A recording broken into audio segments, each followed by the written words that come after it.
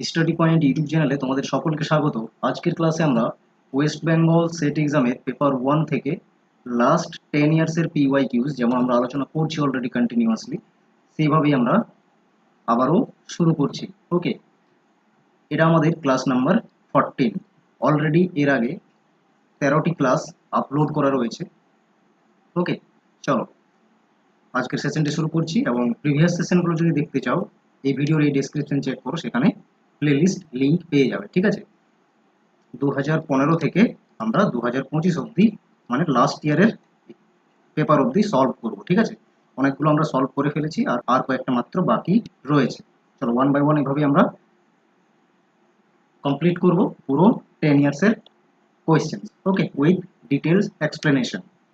অবশ্যই চ্যানেলটির সঙ্গে যুক্ত থাকো এই ধরনের এই ক্লাসগুলো পেতে। ওকে,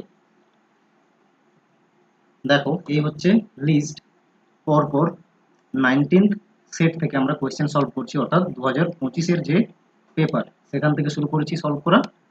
আমাদের আজকে 13th নাম্বারের ক্লাসে 2021-এর পেপার সলভ করব, যার 23rd সেট এক্সাম। ওকে, লাস্ট এক্সাম হয়েছে 27, এবারে হবে 28 2026-এ। ডিসেম্বরে এক্সাম রয়েছে, সবাই তোমরা জানো। ওকে, এক্সাম ডেটও দিয়ে দিয়েছে, ওয়েবসাইটে গিয়ে দেখতে পারো। এবং রিসেন্টলি শুরু হয়ে যাবে form fill up. Exam related update এবং পেপার 1-এর ক্লাসের জন্য অবশ্যই চ্যানেলটির সঙ্গে যুক্ত থাকো। ওকে, চলো আজকের সেশন শুরু করছি। তার আগে বলে রাখি, যারা নেট সেট ডিসেম্বরকে টার্গেট করে পড়ছো, ইউজিসি নেট বা ওয়েস্ট বেঙ্গল সেট এক্সাম, তাদের জন্য আমরা স্টাডি পয়েন্টের থেকে স্ট্রাকচার্ড কোর্স লঞ্চ করেছি। ওকে, এই কোর্সে পেয়ে যাবে পুরো কমপ্লিট পেপার 1 বা জেনারেল পেপার। লাইভ ক্লাসেস থাকবে থ্রু গুগল মিট, নাকি কোনো অ্যাপে হচ্ছে। সরাসরি গুগল মিটে ইন্টারেক্টিভ ক্লাস হবে, তৎক্ষণাৎ যা প্রবলেম সর্ট আউট করে নিতে পারবে ইন্টারেক্ট করে। পিডিএফ স্ট্রাকচার্ড ম্যাটেরিয়ালস থাকবে, অবশ্যই প্রিন্টেবল, প্রিন্ট করে নিতে পারবে। এবং যতগুলো রিসেন্ট টপিক আসছে সেইগুলোকে কভার করা হবে। অল 10 ইউনিটস কমপ্লিট করে দেওয়া হবে ডিসেম্বর অবধি।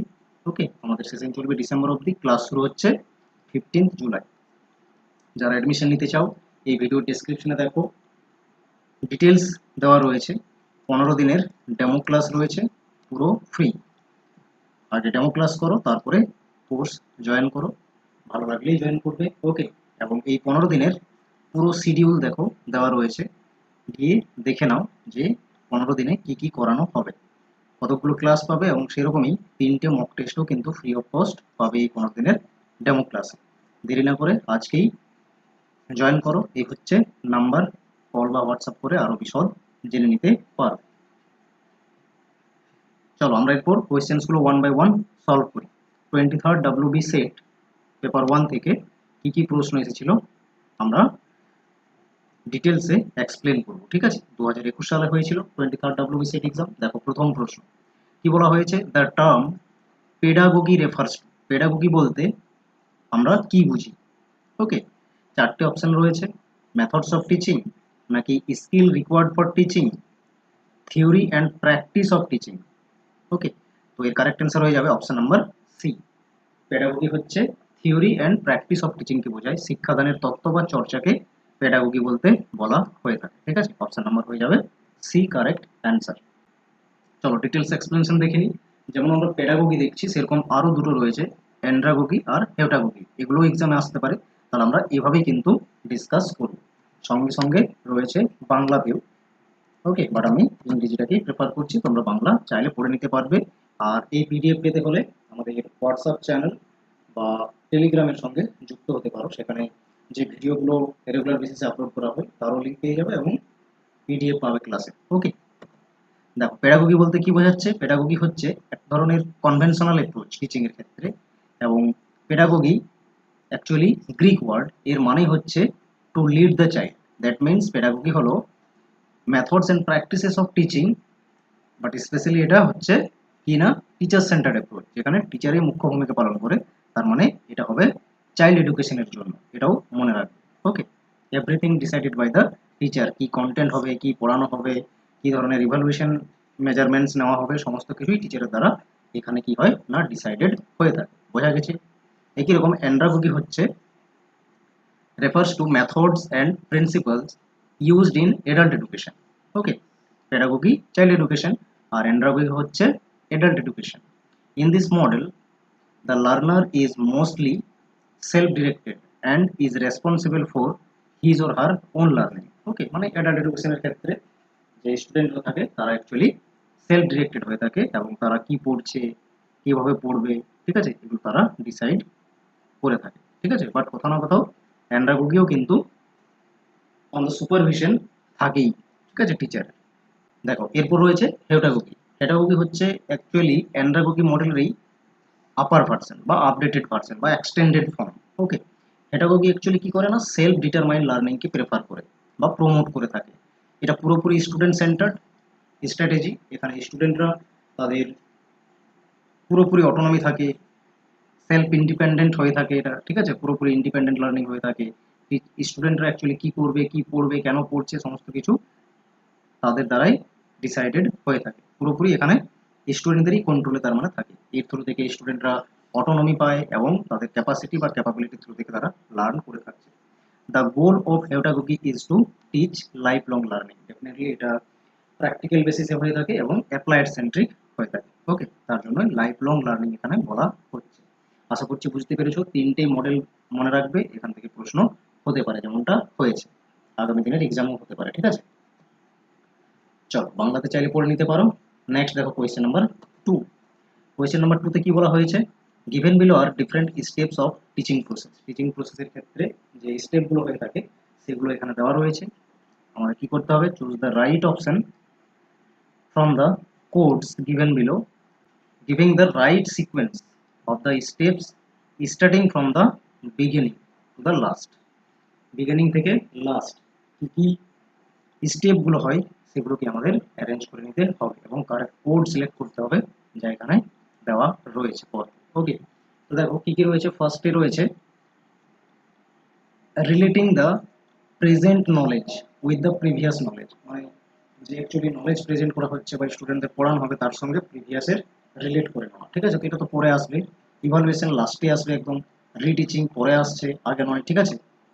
ফর্মুলেশন অবজেক্টিভ, তারপর রয়েছে প্রেজেন্টেশন, তাহলে সব থেকে আগে হবে এটাই, ঠিক আছে।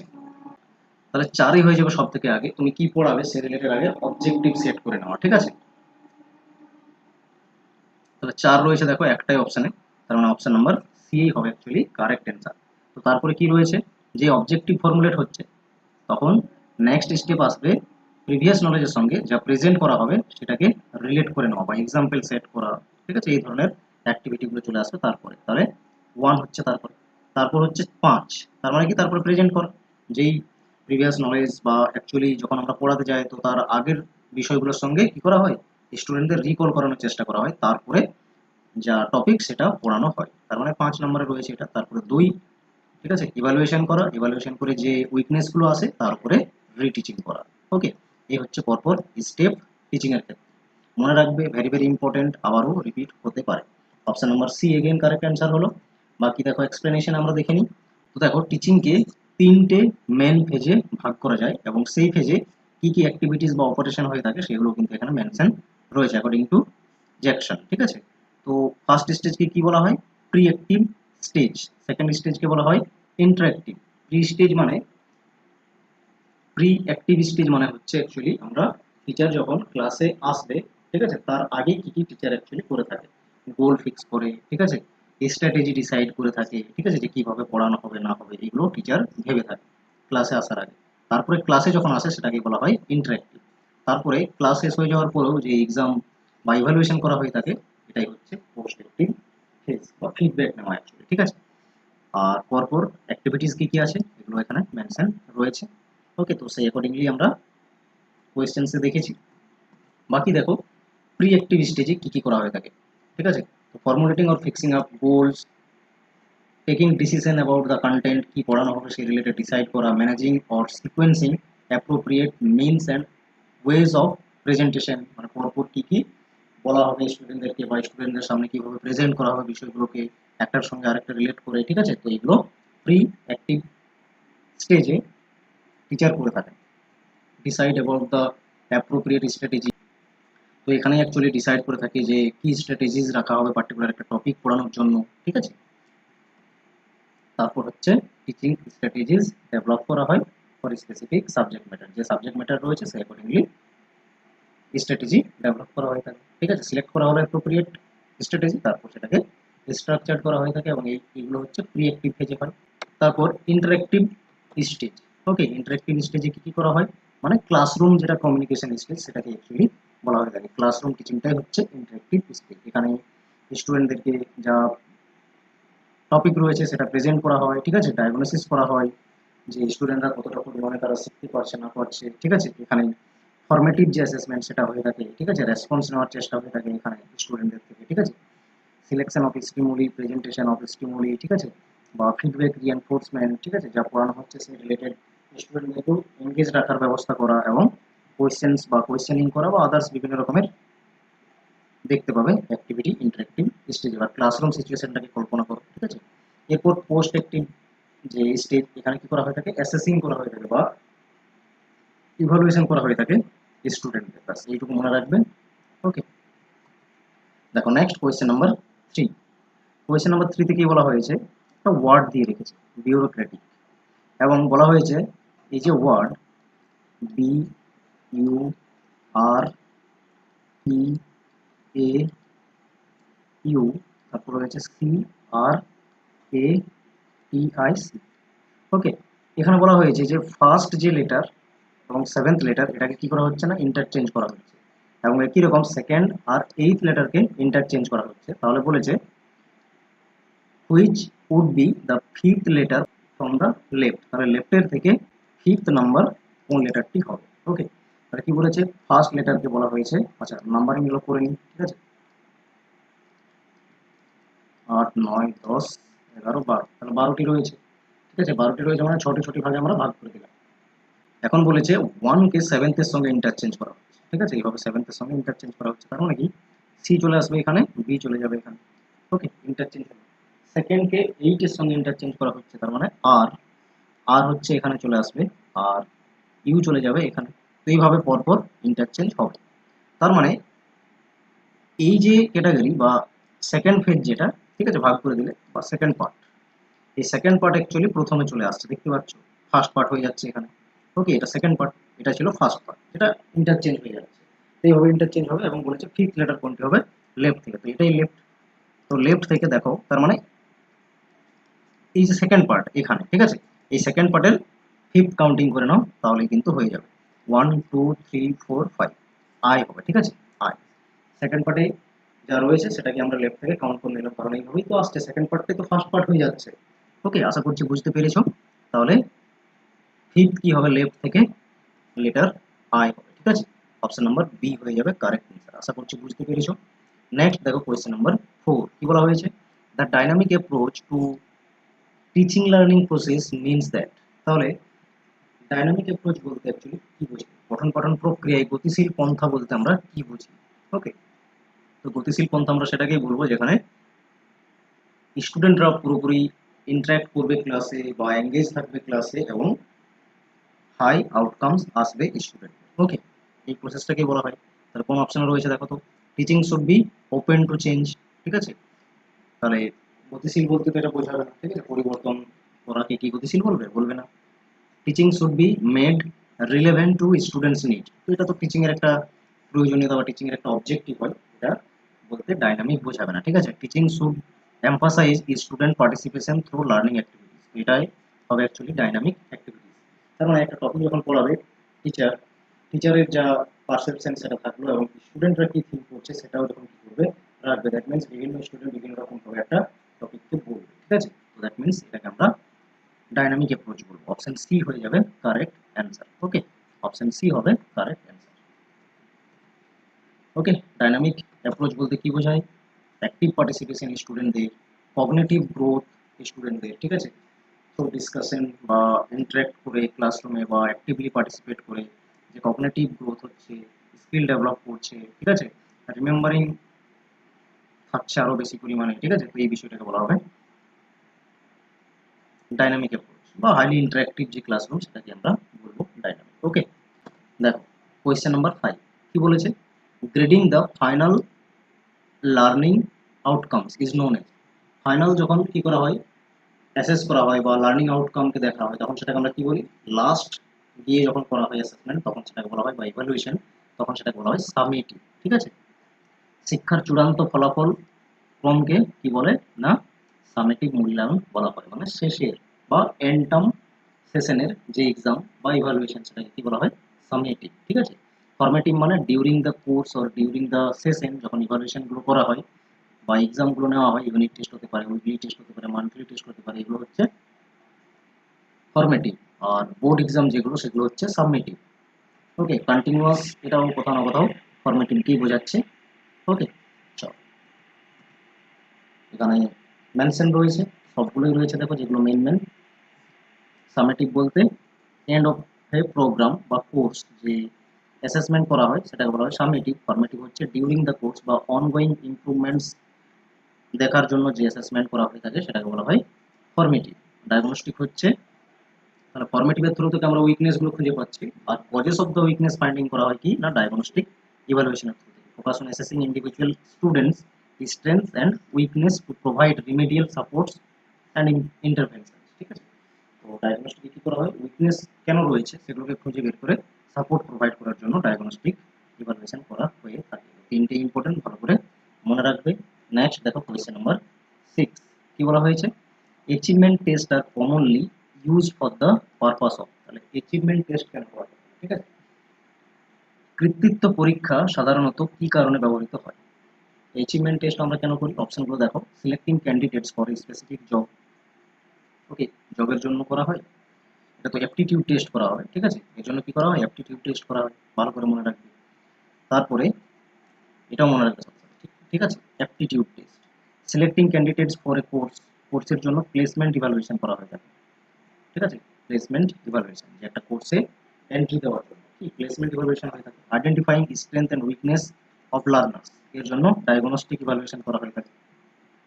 ওকে, assessing the amount of learning after teaching, একটা টিচিং এর পরে একজন স্টুডেন্ট কতটা শিক্ষা অর্জন করতে পেরেছে সেই মূল্যায়ন করতেই অ্যাচিভমেন্ট টেস্ট করা হয়ে থাকে। অপশন নাম্বার ডি হবে কারেক্ট। ওকে, বাকিগুলো দেখো, এখানে ডেসক্রাইব করে দেওয়া আছে, এক্সপ্লেন করে দেওয়া আছে ডিটেলসে। কি বলেছে, assessing the amount of learning after teaching, এটাই হচ্ছে অ্যাকচুয়ালি অ্যাচিভমেন্ট টেস্ট। ওকে, স্পেসিফিক একটা যে ডিজাইন করা হয়েছে কোর্স, তার পড়ানোর পরে কতটা নলেজ বা স্কিল বা ইনফরমেশন স্টুডেন্টরা সাকসেসফুলি গেইন করতে পেরেছে, এটাই অ্যাকচুয়ালি দেখার জন্য কি করা হয় না অ্যাচিভমেন্ট টেস্ট করা হয়ে থাকে। Selecting candidates for specific job, এর জন্য অ্যাপটিটিউড টেস্ট প্রয়োজন। ঠিক আছে, একটা পার্টিকুলার জবের জন্য কি স্কিল প্রয়োজন আছে, সেই স্কিল রয়েছে কিনা একজন স্টুডেন্টের বা ক্যান্ডিডেটের, সেটাই দেখা হয় অ্যাপটিটিউড টেস্টে, এবং এটা হচ্ছে জব স্পেসিফিক হয়ে থাকে। ঠিক আছে, selecting candidates for a course, একটি কোর্সের জন্য যখন স্টুডেন্টকে সিলেক্ট করা হয়ে থাকে তো তার মানে এটা হচ্ছে এন্ট্রান্স এক্সাম বা প্লেসমেন্ট টেস্ট বা ইভালুয়েশন। ঠিক আছে, identifying strengths or weakness of learner, that means আমরা একটু আগেই পড়েছি ডায়াগনস্টিক টেস্টের থেকে হয়। ওকে, আশা করছি ক্লিয়ারলি বুঝতে পেরেছো। এইভাবে ডিটেলস আমরা এক্সপ্লেন করে করে প্রত্যেকটা প্রশ্নকে পড়বো। ওকে, নেক্সট দেখো কোয়েশ্চেন নাম্বার 7, কি বলেছে, gurukul system of education in India flourished during, তো কোন সময় অ্যাকচুয়ালি গুরুকুল সিস্টেম ছিল, ইন্ডিয়ান এডুকেশন সিস্টেম। ওকে, ভারতবর্ষে কোন সময় গুরুকুল প্রথায় শিক্ষা প্রদানের উন্নয়ন ছিল, তো কোন সময় ছিল, এটা ডেফিনেটলি হয়ে যাবে বৈদিক অ্যান্ড উপনিষদিক যে পিরিয়ড। ওকে, বাকি এগুলো রিসেন্ট, এবং এখানে সাধারণত মৌর্য হোক, কুষাণ হোক, গুপ্ত ইনস্টিটিউশনের ব্যবস্থা ছিল, নাকি গুরুর আশ্রমে গিয়ে স্টুডেন্টরা শিখতে। ঠিক আছে, এখানে ইনস্টিটিউশন চলে আসে এই পিরিয়ডগুলোতে। ওকে, তো অপশন নাম্বার হয়ে যাবে এ কারেক্ট অ্যান্সার, আশা করছি বোঝা গেছে। নেক্সট দেখো কোয়েশ্চেন নাম্বার 8, কি বলা হয়েছে, which of the following is the most appropriate criterion for evaluating the effectiveness of teaching, তো টিচিং এর এফেক্টিভনেস কে আমরা কিভাবে বুঝবো, চারটা অপশনের মধ্যে বলো তো। নিম্নলিখিতগুলির মধ্যে কোনটি শিক্ষাদানের কার্যকারিতা মূল্যায়নের জন্য সবচেয়ে বেশি উপযুক্ত মানদণ্ড। তো আমরা বুঝতে পারি লার্নিং আউটকামস এর থ্রু থেকে, লার্নিং আউটকাম যত ভালো তার মানে আমরা বুঝবো টিচিং মোর এফেক্টিভ। ঠিক আছে, অপশন নাম্বার হয়ে যাবে A correct answer. Okay, the fundamental objective of teaching is to facilitate meaningful learning and enhance student achievements. তাহলে টিচিং এর মেইন উদ্দেশ্য কি? ওভারঅল ডেভেলপমেন্ট করা স্টুডেন্টদের। ওকে, এর জন্য মিনিংফুল লার্নিং এবং স্টুডেন্টদের এনহ্যান্সমেন্ট করাটাই হচ্ছে অ্যাকচুয়ালি অবজেক্টিভ। ওকে, বা বিভিন্ন রকমের সুযোগ সুবিধা প্রদান করা এবং একটা এনভায়রনমেন্ট ক্রিয়েট করে দেওয়া স্টুডেন্টদের, যাতে তারা সঠিকভাবে লার্নিং করতে পারে। Teaching effective is directly judged by the actual change in student behaviour, skill, knowledge retention or outcome. Okay, এটাই হচ্ছে অ্যাকচুয়ালি টিচিং এর এফেক্টিভ, যে স্টুডেন্টদের বিহেভিয়ার বা তারা স্কিল কতটা লার্ন করতে পারছে, বিহেভিয়ার কীরকম চেঞ্জ হচ্ছে কিনা, ঠিক আছে, আগের তুলনায় বেটার হচ্ছে কিনা তার thoughts, that means okay, knowledge enhance হচ্ছে কিনা, বা ফাইনালি তার আউটকাম সঠিক আসছে কি আসছে না, এর উপরেই কি হবে না জাজ হয় টিচিং এর এফেক্টিভনেস। অর্থাৎ অপশন এ হয়ে যাবে কারেক্ট অ্যান্সার। দেখো নেক্সট কোয়েশ্চেন নাম্বার 9 কি বলেছে, which branch of philosophy examines issues pertaining to the nature of reality. তাহলে নেচার অফ রিয়েলিটি বা রিয়েলিটির উপরে অধ্যয়ন করছে কোন ব্রাঞ্চ? ওকে, চারটের মধ্যে অন্টোলজি, মেটাফিজিক্স, এক্সিওলজি নাকি এপিস্টেমোলজি। ওকে, তো কোয়েশ্চেন নাম্বার 9 এর কারেক্ট অ্যান্সার হয়ে যাবে মেটাফিজিক্স। অপশন নাম্বার বি হবে কারেক্ট অ্যান্সার। দেখো প্রত্যেকটাই ভালো করে জেনে রাখো, এগুলোর থেকেও আগেও প্রশ্ন হয়েছে এবং আগামী সময়েও এক্সামে প্রশ্ন আসতে দেখবে, ঠিক আছে। চারটেই ইম্পর্টেন্ট ব্রাঞ্চ এবং প্রত্যেকটাই মনে রাখো। এপিস্টেমোলজি বলতে কি বোঝায় না, স্টাডি অফ নলেজকে বলে এপিস্টেমোলজি। এক্সিওলজি বলতে ভ্যালুজ রিলেটেড স্টাডিকে বোঝায়। ওকে, এক্সিওলজির দুটো ব্রাঞ্চ আছে, এথিক্স আর এস্থেটিক্স। এথিক্স হচ্ছে এথিক্স বা মোরাল বিহেভিয়ার এগুলোর উপরে স্টাডি করে, এবং এস্থেটিক্স হচ্ছে values of arts. Okay, metaphysics হচ্ছে কিনা আলটিমেট রিয়েলিটির কথা বলে, ঠিক আছে, যেমন nature of space, time, cause, ঠিক আছে, ইউনিভার্স এজ এ হোল, এগুলোর উপরে রিয়েলিটি বিষয়টাকে মেটাফিজিক্স অ্যাকচুয়ালি বলতে বোঝায়। এবং অন্টোলজি কি, এক্সিস্টেন্সের কথা বলে, স্টাডি অফ এক্সিস্টেন্স। ওকে, যেমন আমাদের মাইন্ডের বাইরে যে বস্তুগুলো এক্সিস্ট করছে সেগুলোকেই স্টাডি করে থাকে অন্টোলজি। তাহলে প্রত্যেকটা চারটেই মনে রাখবে, ভেরি ভেরি ইম্পর্টেন্ট, এগুলো থেকে প্রশ্ন কিন্তু হচ্ছে ফ্রিকোয়েন্টলি। নেক্সট দেখো কোয়েশ্চেন নাম্বার 10 কি বলা হয়েছে, which of the following types of research depends least on empirical facts. তো এম্পিরিক্যাল ফ্যাক্টসের অতটাও প্রয়োজনীয়তা থাকে না কোন টাইপসের রিসার্চে। ওকে, চারটে দেওয়া রয়েছে, ethnographic research, phenomenological research, philosophical research নাকি এক্সপেরিমেন্টাল রিসার্চ। তাহলে ethnographic research highly human based research হয়ে থাকে, এবং এর জন্য ডাইরেক্টলি আমাদের ডেটা কালেক্ট করতে হয় থ্রু ফিল্ড। ওকে, অনেক সময় রিয়েল এনভায়রনমেন্টে রিসার্চারকে থেকে সেইভাবে পারসেপশন স্টাডি করতে হয়, বা ঠিক আছে, বা রিয়েল এনভায়রনমেন্টেই গিয়ে স্টাডি করতে হয়, তাহলে এর জন্য কি হাইলি এম্পিরিক্যাল ডেটার প্রয়োজন। ওকে, ফেনোমেনোলজিক্যাল রিসার্চও সেম, এটাও একটা পার্টিকুলার ইভেন্টকে ধরে ডিটেলসে এক্সপ্লেন বা ডিটেলসে স্টাডি করাকে বোঝায় ফেনোমেনোলজিক্যাল রিসার্চ। এখানেও এম্পিরিক্যাল ডেটার প্রয়োজন আছে, এক্সপেরিমেন্টাল রিসার্চে তো হাইলি ফিল্ড ডেটার প্রয়োজন রয়েছে বা এম্পিরিক্যাল ডেটার প্রয়োজন রয়েছে। এখানে কনসেপচুয়াল রিসার্চ হচ্ছে ফিলোসফিক্যাল রিসার্চ, এখানেই এম্পিরিক্যাল ডেটার প্রয়োজনীয়তা কম থাকে। অপশন নাম্বার সি হয়ে যাবে তাহলে কারেক্ট অ্যান্সার। আশা করছি বুঝতে পেরেছো, অপশন সি হবে এর কারেক্ট অ্যান্সার। ওকে, এটা কারেক্ট করে নিও, এর অ্যান্সার কিন্তু ভুল দেওয়া রয়েছে, সি হবে কারেক্ট। ওকে, দেখো ফিলোসফিক্যাল রিসার্চ অ্যাকচুয়ালি নন এম্পিরিক্যাল রিসার্চ হয়, এটা কনসেপচুয়াল বেসড এনকোয়ারি হয়ে থাকে বা রিসার্চ হয়ে থাকে। এথনোগ্রাফিক রিসার্চ কি না হাইলি এম্পিরিক্যাল ডেটার উপরে বেসড করে এই রিসার্চ হয়ে থাকে। Researcher must immerse themselves directly in the real world. Okay, এবং এইভাবেই এথনোগ্রাফিক স্টাডি হয়ে থাকে, কারণ ঘরে বসে হিউম্যান রিলেটেড স্টাডি করতে পারবে না যতক্ষণ না ফিল্ডে যাচ্ছ। ফেনোমেনোলজিক্যাল রিসার্চেও সেমভাবেই এম্পিরিক্যাল ডেটার উপরে হয়ে থাকে, পুরোপুরি ইন্ডিভিজুয়ালসের ডেটা কালেক্ট করতে হয় এখানে রিয়েল তাদের লাইভ এক্সপিরিয়েন্সগুলোকে। ওকে, তবে তো ফেনোমেনোলজিক্যাল রিসার্চ হবে একটা ইভেন্ট পিপল কি এক্সপিরিয়েন্স করেছে সেটাকেই নিয়ে স্টাডি। এক্সপেরিমেন্টাল রিসার্চও হাইলি এম্পিরিক্যাল ডেটার উপরেই বেস্ড করে হয়, বা এম্পিরিক্যাল টাইপ অফ রিসার্চই হচ্ছে এক্সপেরিমেন্টাল রিসার্চ। এখানে cause and effect relationship explain করা হয়ে থাকে by manipulating variables and recording measurable physical outcomes. Okay, independent এবং ডিপেন্ডেন্ট ভেরিয়েবল, দুটো ভেরিয়েবলকে নিয়ে তাদের উপরে বিভিন্ন রকমের এক্সপেরিমেন্ট হচ্ছে, cause and effect between independent and dependent ভেরিয়েবলের মধ্যে দেখা হয়, এবং এটা নিয়ে রিসার্চ এবং এখানে এমপিক্যাল ডেটারই প্রয়োজন হয়ে থাকে। ওকে, তো এখানে ফিলোজফিক্যাল রিসার্চ হয়ে যাবে কারেক্ট অ্যান্সার। ওকে, নেক্সট দেখো কোয়েশ্চেন নাম্বার 11 কি বলা হয়েছে, an observational study that employs continuous or repeated measures to follow or observe particular individuals or groups over prolonged period of time after years or decades is, তাহলে একটা নির্দিষ্ট সময়ের ইন্টারভ্যালে যখন কি করা হচ্ছে, পার্টিকুলার একটি ইন্ডিভিজুয়ালসকে বা একটি পার্টিকুলার গ্রুপকে ফলো করা হচ্ছে বা অবজার্ভ করা হচ্ছে এবং তার কীরকম চেঞ্জেস সেটাকে স্টাডি করা হচ্ছে, দ্যাট মিনস এই ধরনের স্টাডিকে তুমি কি বলবে, তো এটাকে বলা হবে লংগিটিউডিনাল রিসার্চ। ঠিক আছে, সেভারাল পয়েন্ট ইন টাইম বা prolong period of time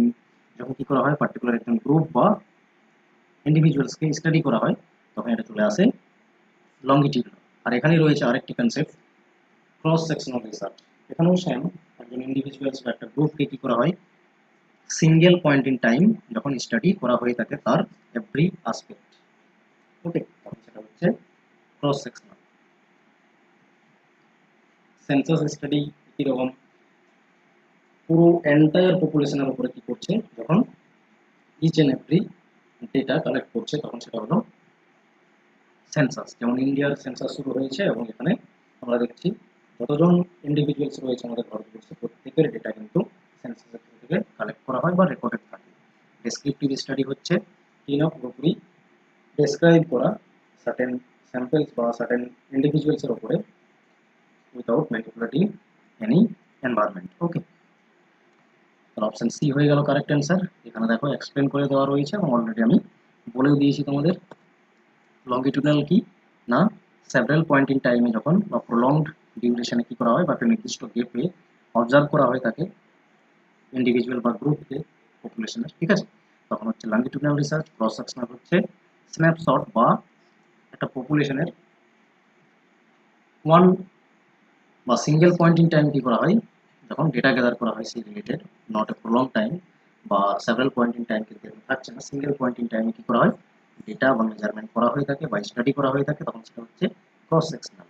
census হচ্ছে কি কমপ্লিট কাউন্টিং করা হচ্ছে বা কমপ্লিটলি ডেটা কালেক্ট করে নেওয়া হচ্ছে পুরো এন্টায়ার গ্রুপ অফ পপুলেশনের। ঠিক আছে, তখন এটা সেন্সাস। সেন্সাস মানে যতজন রয়েছে, মনে করো 100 জন রয়েছে, তো 100 জনেরই ডেটা কালেক্ট করা হচ্ছে, তখন হলো সেন্সাস। আর এই লংগিটিউডিনাল ক্রস সেকশনালে কি 100 জনের মধ্যে 10 জনের থেকে স্টাডি হচ্ছে। ঠিক আছে, এইগুলো হচ্ছে লংগিটিউডিনাল বা ক্রস সেকশন। এখানে সমস্ত পপুলেশনটাকে নেওয়া হবে না, ঠিক আছে, একটা গ্রুপকে বা ইন্ডিভিজুয়ালকে নেওয়া হতে পারে। আর ডেসক্রিপটিভ কি, ডেসক্রিপ্ট হচ্ছে একটা ব্রড ক্যাটাগরি রিসার্চে যেখানে অ্যাকচুয়ালি ডেসক্রাইব করা হয়ে থাকে ক্যারেক্টারিস্টিক্স গুলো পার্টিকুলার একজন পপুলেশনের বা ফেনোমেনার উইদাউট ম্যানিপুলেটিং এনি ভেরিয়েবলস। এটাই হচ্ছে ডেসক্রিপটিভ রিসার্চ, মানে উইদাউট চেঞ্জিং করে স্টাডি করা। নেক্সট দেখো কোয়েশ্চেন নাম্বার 12 কি বলা হয়েছে, the study of body language, gestures, postures, facial expression and body movements is known as. ঠিক আছে, তো এটা কমিউনিকেশন থেকে প্রশ্নটি এসেছে, যখন আমরা বডি মুভমেন্ট, গেস্টার, পোস্টার বা ফেসিয়াল এক্সপ্রেশন এইগুলোকে কি করি স্টাডি করি, তো এটাকে কি বলে, পুরো হোল বিষয়টাকে বলা হয় কাইনেসিক্স। ওকে, এর কারেক্ট অ্যান্সার কি হবে, কারেক্ট অ্যান্সার হয়ে যাবে kinesics. Option number D correct answer হবে। এবং বাকি যেগুলো রয়েছে এগুলো থেকেও কিন্তু প্রশ্ন হয়। ঠিক আছে, পুরোটাই আমরা দেখে নেব। Option D correct answer. দেখো আরো যেগুলো রয়েছে এই টপিক থেকেই প্রশ্নগুলো যেগুলো হয়, আই কন্ট্যাক্ট রিলেটেড স্টাডিকে কি বলে, ওকুলেসিক্স বলে। প্রোনেমিক্স হচ্ছে কি না, টাইম রিলেটেড। ওকে, কিভাবে আমরা টাইমকে কাজে লাগিয়ে কমিউনিকেট করছি। Study how people perceive, structure and use time as communication. Okay, কমিউনিকেশনের টাইমকে কিভাবে কাজে লাগানো হচ্ছে, এটাই হচ্ছে টাইম রিলেটেড স্টাডিকে কমিউনিকেশনের ক্ষেত্রে বলা হয় প্রোনেমিক্স বলা হয়। নেক্সট হচ্ছে হ্যাপটিক্স, কোনটাকে বলা হয় না study of touch. Okay, touch থেকেও আমরা কি করি না ইনফরমেশন পেয়ে থাকি, কখন নেগেটিভ বা পজিটিভ ইন্ডিকেট করা হয় থ্রু টাচও আমরা কি বুঝতে পারি। নেক্সট হচ্ছে প্যারালিঙ্গুইস্টিক। প্যারালিঙ্গুইস্টিক বলতে কি বোঝায়, প্যারালিঙ্গুইস্টিক বলতে বোঝায় study of variation in pitch, speed and volume and use of pauses. Okay, মানে আমরা যে কমিউনিকেট করছি, কমিউনিকেট করার সময় আমাদের সাউন্ডের যে ভেরিয়েশন, এটাকে বলে প্যারালিঙ্গুইস্টিক। ওকে, এরপর নেক্সট হচ্ছে প্রক্সেমিক্স। প্রক্সেমিক্স কি? Study of use of space and distance between the individuals. Okay, এই রিলেটেড যেটা স্টাডি সেটাকে বলা হয় প্রক্সেমিক্স।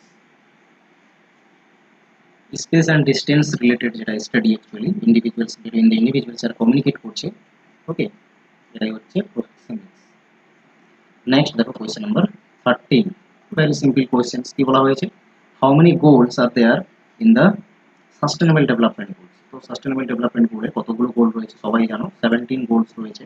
ওকে, আরেকটু ইনফরমেশন দেখে নেওয়া যাক। তো সাস্টেনেবল ডেভেলপমেন্ট গোলকে কি বলা হয়? এজেন্ডা 30 বলা হয়। কেন বলা হয়?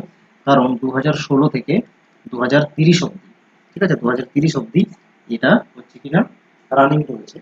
তো যেহেতু এর যে গোলগুলো 2030-এর মধ্যে অ্যাচিভ করার কথা বলা রয়েছে বলে এজেন্ডা 30ও বলা হয়ে থাকে। ঠিক আছে, agenda 30 or SDG global framework adopted by United Nations General Assembly 15 September 2015। তো 15-এ অ্যাডপ্ট করা হয় 17টা গোল রেখে, ইন্টারলিঙ্কিং গোল, এবং সঙ্গে সঙ্গে ছিল 169 টার্গেটস অ্যান্ড 232 ইন্ডিকেটরস। সবগুলি মনে রাখবে, এগুলো থেকে প্রশ্ন হতে পারে। আর প্রত্যেকটাই বলে কি করা হয় না, various social aspect, economic and environmental চ্যালেঞ্জেসগুলোকে ওয়ার্ল্ডের সামনে রাখা হয়, এবং এগুলো রিলেটেডই বিভিন্ন রকমের মেজারমেন্টস নিয়ে আসা হয় এই গোলগুলো থেকে। ঠিক আছে, তো অপশন সি হয়ে যাবে কারেক্ট অ্যান্সার। নেক্সট দেখো কোয়েশ্চেন নাম্বার 14, কি বলা হয়েছে? What are the primary goals of sustainability. সাস্টেনেবিলিটির প্রাইমারি গোলগুলো কি কি আছে, বা এসডিজির গোলগুলো অ্যাকচুয়ালি বোঝাচ্ছে। তো কি কি রয়েছে এখানে দেখো। To end poverty hunger, goal number 1 and 2 হচ্ছে এটা। Better standard of education and healthcare, particularly as it pertains to water quality and better sanitation। এটাও গোলের মধ্যেই আসছে। ঠিক আছে, সাস্টেনেবিলিটির গোলের মধ্যে আর রয়েছে জেন্ডার ইকুয়ালিটি অ্যাচিভ করা, এটাও রয়েছে। Sustainable economic growth while promoting jobs and stronger economics। তো প্রত্যেকটাই রয়েছে, 1 2 3 4 সবকটাই হবে। অপশন নাম্বার ডি হয়ে যাবে কারেক্ট অ্যান্সার। প্রত্যেকটা গোল, 17টা গোল দেখে রাখো, এগুলো থেকে প্রশ্ন আসছে। গোল নাম্বার 1 হচ্ছে নো পভার্টি, গোল নাম্বার 2 হচ্ছে জিরো হাঙ্গার, গোল নাম্বার 3 হলো good health and wellbeings, goal number 4 হচ্ছে কোয়ালিটি এডুকেশন, গোল নাম্বার 5 হচ্ছে জেন্ডার ইকুয়ালিটি, গোল নাম্বার 6 হচ্ছে clean water and sanitation, goal number 7 হচ্ছে affordable and clean energy, goal number 8 হলো decent work and economic growth. মনে রাখবে এবং পরপর কিছুবার পড়বে, দেখবে পরপর কয়েকবার পড়লেই দেখবে রিলেট করতে পারবে যে কোন গোলে কি রয়েছে। ঠিক আছে, তো ভেরি ভেরি ইম্পর্টেন্ট, গোলগুলো সবকটাই পড়তে হবে। গোল নাম্বার 9-এ কি রয়েছে? Industry, innovation, infrastructure. Goal number 10 হচ্ছে রিডিউসড ইনইকুয়ালিটিস। গোল নাম্বার দেখো 11-এ রয়েছে sustainable cities and commodities. Next রয়েছে 12-এ responsible consumption and production. 13 climate action, ভালো করে মনে রাখবে এটা। আর 14 হচ্ছে লাইফ বিলো ওয়াটার, 15 হচ্ছে life on water. Life below water এবং লাইফ অন ওয়াটার প্রত্যেকটারই অ্যাকচুয়ালি লাইফের উপরে কাজ করে। ঠিক আছে, বা তাদের কীভাবে এনভায়রনমেন্টে সঠিকভাবে এক্সিস্ট করবে সেই নিয়ে চিন্তা ভাবনা করা। Piece, justice and strong institutions 16 রয়েছে, আর 17 হচ্ছে পার্টনারশিপ ফর দ্য গোলস। ওকে, তো এগুলো হচ্ছে 17টা গোল। গোলগুলো মনে রাখবে সঠিকভাবে, কারণ নাম্বার তুলেও বলতে পারে যে এইগুলো কি বলা রয়েছে। নেক্সট দেখো question number 15, which of the following is the cause of extinction of plants and animals in water। তো জলজ উদ্ভিদ বা প্রাণীর বিলুপ্তির কারণ কি? চারটের মধ্যে কোনটি হবে বলো তো? তো অ্যানিমেলস হোক বা প্লান্টস হোক না কেন, তাদের অক্সিজেন প্রয়োজন। তো অক্সিজেনের যদি ডিপ্লেশন হয় বা ঘাটতি হয়, মাত্রা হ্রাস পায়, তখনই মারা যাবে। ঠিক আছে, অপশন সি হয়ে যাবে কারেক্ট। ওকে, দেখো অ্যাকোয়াটিক প্লান্টস বা অ্যানিমেলস ডাইরেক্টলি ডিজলভ অক্সিজেন, জলের মধ্যে যে অক্সিজেনটা ডিজলভ অবস্থায় থাকে, ওকে, মিশ্রিত অবস্থায় থাকে, এটার উপরেই তারা তাদের মেটাবলিক অ্যাক্টিভিটিস করে থাকে বা রেসপিরেশন করে থাকে। এখন বর্তমান সময় কি হচ্ছে না, এক্সেসিভ কেমিক্যাল ফার্টিলাইজার্স ইউজ হওয়ার ফলে এগ্রিকালচারাল ফিল্ড থেকে রান অফ হয়ে পাশাপাশি অ্যাকোয়াটিক এনভায়রনমেন্টে সেই জল এসে মিশছে। এর ফলে কি ঘটনা ঘটছে না, র্যাপিডলি জলের মধ্যে অ্যালগিগুলো বাড়ছে, যে ফেনোমেনাটাকে কি বলা হয়? অ্যালগি ব্লুমস বলে। ওকে, মানে জলজজাত যে অ্যাকচুয়ালি আগাছাগুলো বা অ্যালগি যেগুলো, ঠিক আছে, সেগুলো বাড়ছে। এর ফলে অ্যালগিগুলো মারাও যাচ্ছে, এবং যেই মারা যাবে অ্যালগিগুলো, তাদেরকে ডিকম্পোজ করার জন্য ব্যাকটেরিয়া কি করবে, যে ডিজলভ অক্সিজেন রয়েছে সেটাকে কনজিউম করবে বেশি পরিমাণে ডিকম্পোজ করার জন্য, ঠিক আছে। তার ফলে কি হবে, জলের মধ্যে অক্সিজেনের মাত্রা হ্রাস পাবে। ওকে, এবং যে অ্যানিমেলস এবং প্লান্টসগুলো রয়েছে তারা আবার সাফোকেশন করবে, এবং ফাইনালি তারা শেষ হয়ে যাবে বা মারা যাবে। ওকে, তো এইভাবে পুরো অ্যাকোয়াটিক এনভায়রনমেন্টের একটা আমরা পলিউশন দেখি। ওকে, এই জন্য কারেক্ট অ্যান্সার হচ্ছে অপশন নাম্বার সি। আশা করছি বুঝতে পেরেছো। তো এর মধ্যে আমরা 15টি প্রশ্ন শেষ করেছি। এরপর আমরা নেক্সট কোয়েশ্চেন নাম্বার 16 থেকে পরের পার্টে আলোচনা করব। আজকে 15টি প্রশ্নই আমরা শেষ করছি। এই ধরনের ক্লাসগুলো পেতে অবশ্যই চ্যানেলটির সঙ্গে যুক্ত থাকো এবং চ্যানেলটিকে সাবস্ক্রাইব করে নাও এক্সাম আপডেট এবং পেপার 1 এর রেগুলার বেসিসে ক্লাস পাওয়ার জন্য, ঠিক আছে। থ্যাংক ইউ, দেখা হচ্ছে নেক্সট সেশনে।